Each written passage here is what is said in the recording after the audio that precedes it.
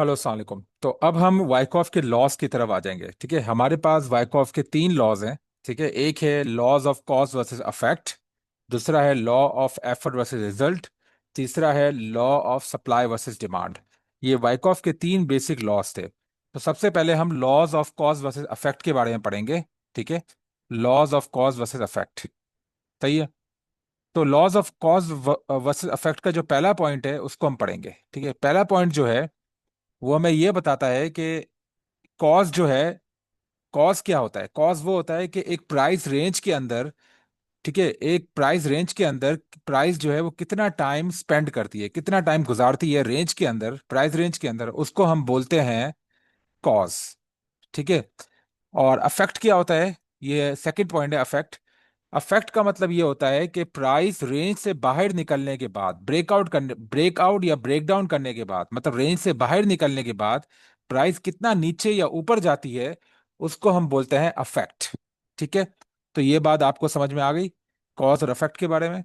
अच्छा, अब वाइकॉफ का लॉ ये है कि जितना हमारे पास ट्रेडिंग रेंज जो है या फिर कंसोलिडेशन जो है वो जितनी बड़ी होगी, प्राइस उसमें जितना टाइम स्पेंड करेगी, उतना ही ज्यादा उसका अफेक्ट होगा।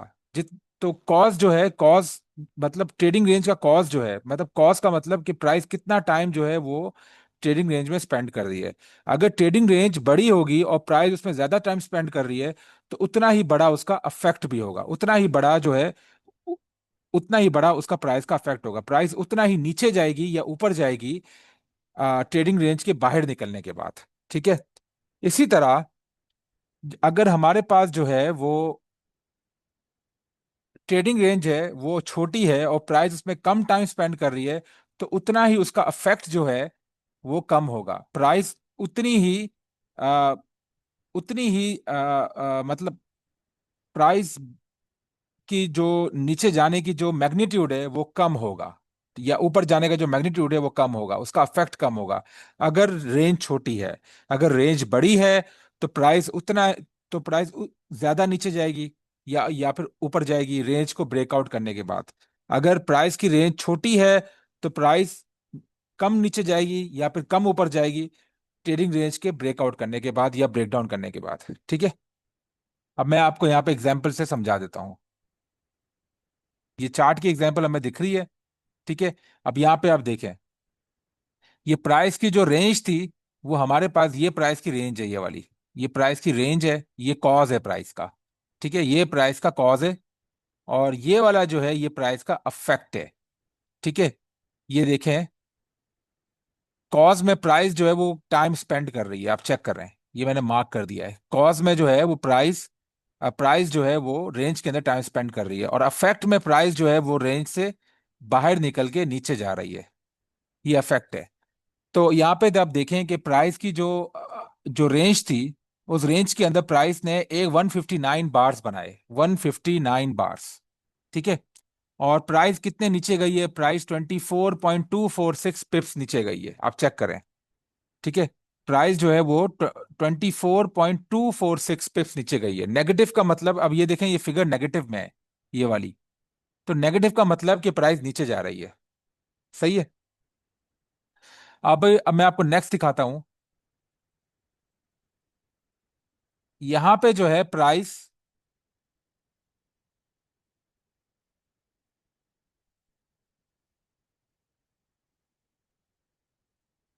एक में रुकिएगा, मैं थोड़ा चार्ट की कैलिब्रेशन कर लूं, फिर आपको आसानी से समझ में आ जाएगा। अब ये देखें, ये प्राइस का कॉज है, ये प्राइस रेंज के अंदर है, ये प्राइस का कॉज है, आप चेक करें। ठीक है। और ये प्राइस जो है ये प्राइस का अफेक्ट है।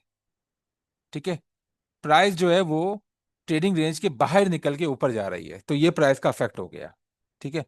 अब यहां पे प्राइस ने रेंज के अंदर 195 बार स्पेंड किए हैं। ठीक है। और उसका जो अफेक्ट जो है वो 31 पिप्स ऊपर गया है। ठीक है। अब आप फिर से देख लें।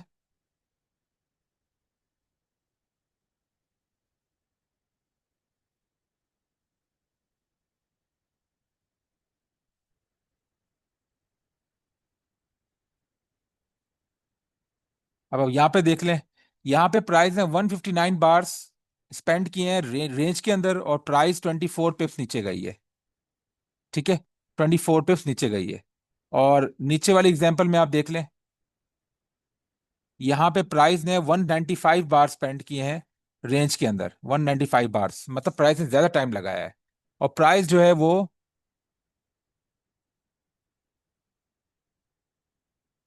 31 पिप्स जो है वो ऊपर गई है।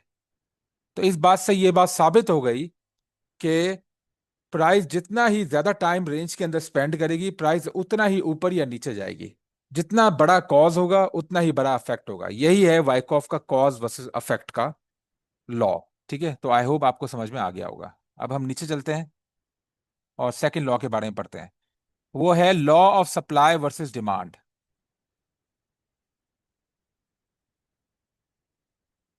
ठीक है, अब law of supply versus demand हमें क्या बोलता है? वाइकॉफ का जो law versus supply law of supply versus demand जो है, वो बिल्कुल एक सिंपल सा हमें कॉन्सेप्ट देता है। और वो कॉन्सेप्ट ये है कि अगर प्राइस जो है वो रेंज के अंदर है, अगर प्राइस रेंज के अंदर है और प्राइस कंसोलिडेट कर रही है, तो उस सूरत में क्या होता है, सप्लाई और डिमांड जो है वो इक्वल होते हैं, या डिमांड और सप्लाई इक्वल होते हैं। ठीक है, सप्लाई का मतलब ये होता है कि प्राइस के मार्केट में सेलिंग पावर ज्यादा है। ठीक है, और डिमांड का मतलब ये होता है कि मार्केट में बाइंग पावर ज्यादा है। अब प्राइस क्योंकि रेंज के अंदर है, यहां पर ये चेक करें, ये रेंज के अंदर है, ना प्राइस ऊपर जा रही है ना प्राइस नीचे जा रही है। तो इस सूरत में सप्लाई जो है वो डिमांड के बराबर है। ठीक है, अभी अब नेक्स्ट एग्जांपल में हम चलते हैं।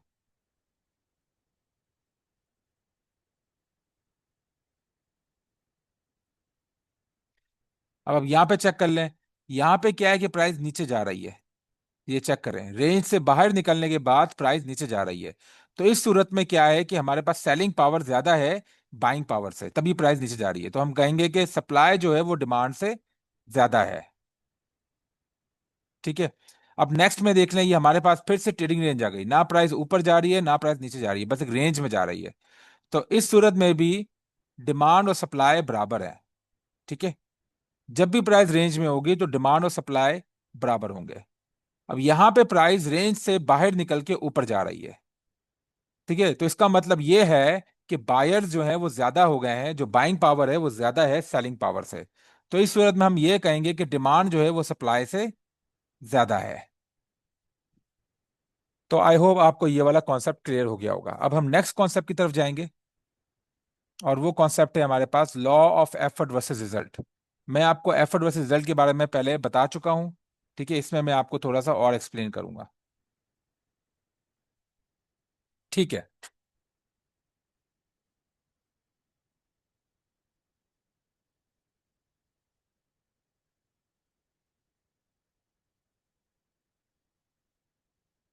अच्छा, अब यहां मैंने कुछ बार मार्क्स किए हैं, बार ए, बार बी, बार सी और बार डी, और मैंने इनके वॉल्यूम भी मार्क किए हैं। ठीक है, अब ये बार ए है हमारे पास, ये वाली चेक करें, सही है।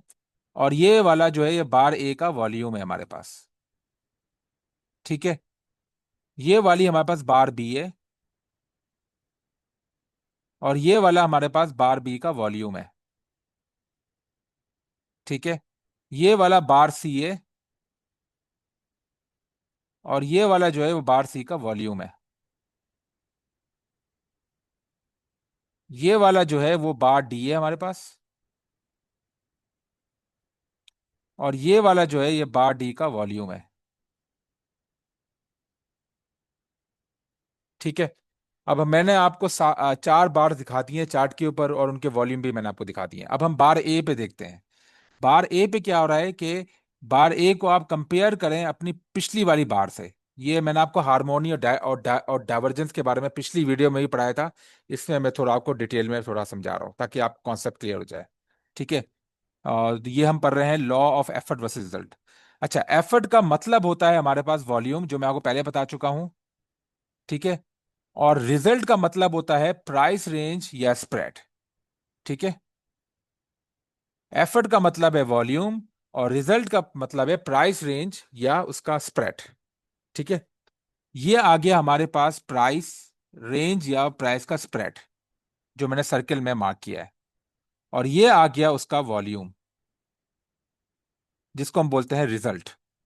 तो ये वाला हो गया, ये जो प्राइस रेंज हो गई, जो कि प्राइस का जो बार्स हैं, HLC बार, ये हो गया रिजल्ट। और ये हो गया हमारे पास एफर्ट, वॉल्यूम। ठीक है, अब बार ए का देखें। बार ए जो है वो अपनी पिछली वाली बार से, जो उसका पिछली वाली बार है बार ए से, उसका साइज जो है बार ए का बड़ा हो रहा है। और वॉल्यूम भी जो है वो बार ए का अपने पिछले वाले बार से ज्यादा है। तो इसका मतलब यहां है कि यहाँ पे हमारे पास जो सिनेरियो क्रिएट हो रहा है वो ये वाला क्रिएट हो रहा है। ठीक है, हमारे पास जो है वो एफर्ट बड़ा है। एफर्ट मतलब वॉल्यूम, वॉल्यूम बढ़ रहा है। और रिजल्ट भी हमारा बड़ा हो रहा है। रिजल्ट का मतलब प्राइस का रेंज या स्प्रेड, वो भी हमारे पास बढ़ रही है। तो हम बोलेंगे कि प्राइस और वॉल्यूम हार्मोनी के अंदर है। ठीक है, बार ए के अंदर। अब बार बी में देखें। बार बी में आप पिछली बार से कंपेयर करें।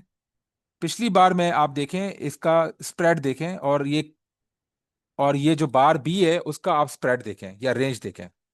बार बी जो है वो बिल्कुल अपने पिछले वाली बार के बिल्कुल सेम लेंथ पर है। उसकी लेंथ जो है या उसका जो रेंज या स्प्रेड है वो सेम है।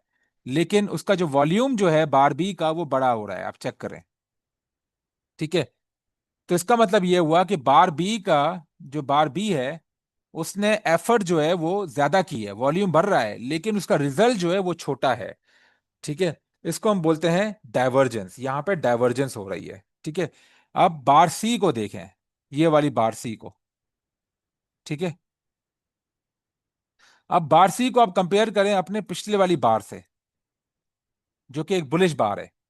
ठीक है, और बार सी का जो वॉल्यूम है वो छोटा है, और स्प्रेड भी छोटा है। और उसकी जो प्रीवियस वाली बार थी उसका वॉल्यूम जो है वो बड़ा है, मतलब उसका जो उसका रिजल्ट है वो बड़ा है। सॉरी, अफेक्ट इसका बड़ा है, एफर्ट वगैरह, अफेक्ट नहीं, सॉरी, एफर्ट। जो उससे पिछले वाली बार थी उसका एफर्ट बड़ा है, और उसका रिजल्ट भी बड़ा है। ठीक है, तो ये भी हमारे पास जो बार सी है वो भी हार्मोनी के अंदर है। उसमें एफर्ट कम है, मतलब बार बी का स्प्रेड कम है, और उसका वॉल्यूम भी कम है।